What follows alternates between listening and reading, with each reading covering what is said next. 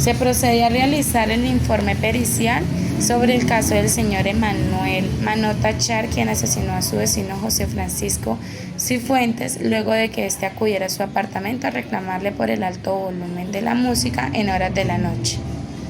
Luego de ser asesinado, fue arrojado también por el señor Emanuel Manotas del balcón.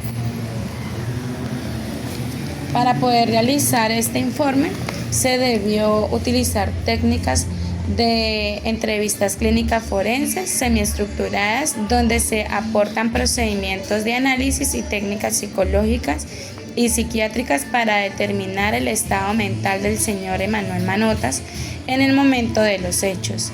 Esto se realizó mediante búsqueda de la información brindadas por los medios tecnológicos y las entrevistas realizadas al señor Emanuel, estudiando su capacidad cognitiva y analizando también su inteligencia emocional, su creatividad, estabilidad social ante las personas y las situaciones, forma en que maneja sus emociones, rasgos y características al expresarse en medio de las entrevistas. Esto con el fin de poder realizar un diagnóstico del estado mental del señor Emanuel Manotas. Para poder iniciar con el análisis, pues se brindará un breve resumen sobre lo sucedido.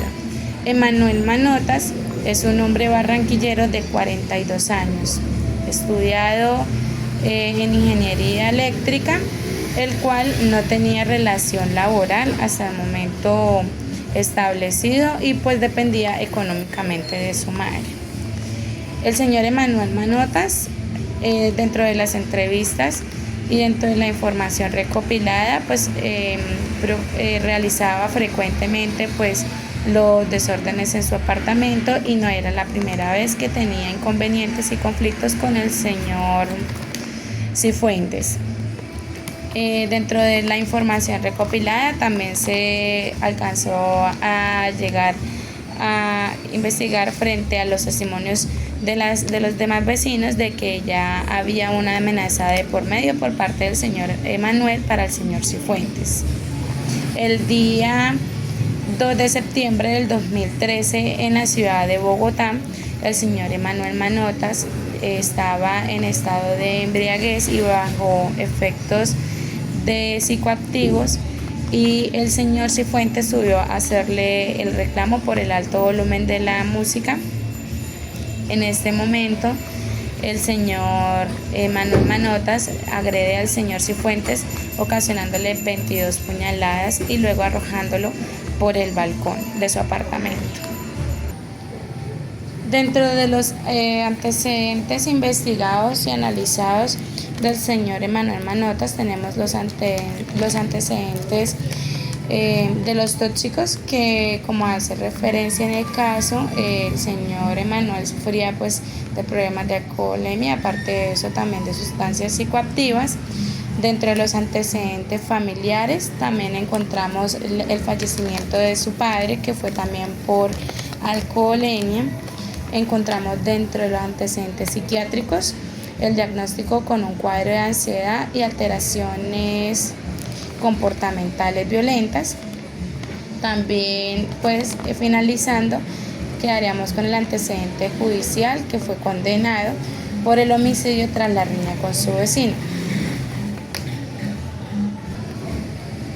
Dentro del examen mental, al señor Emanuel Manotas muestra actitud colaborativa, pero con tendencias a irritabilidad y escaso control de su impulso.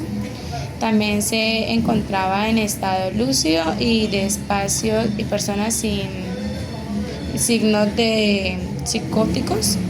Presta atención suficiente para interactuar en la audiencia e interacciones también con las personas que lo están entrevistando.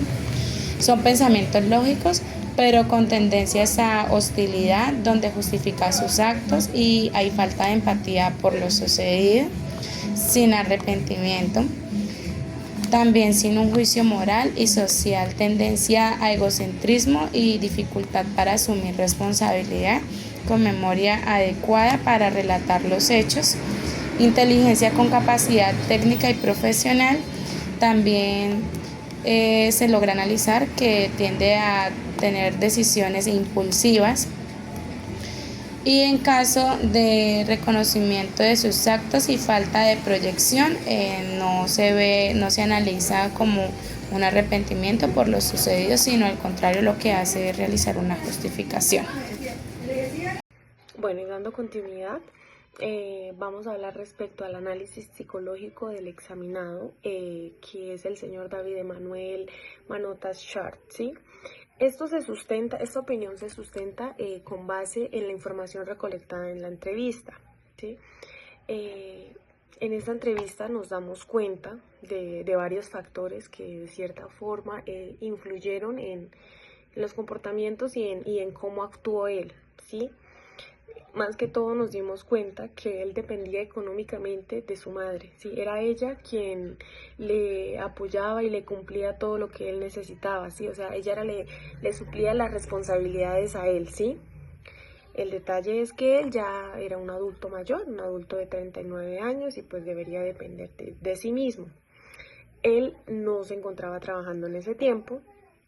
Además, también logramos identificar que la trayectoria del estudio la realizó con bastante esfuerzo y tuvo muchos obstáculos, ¿sí?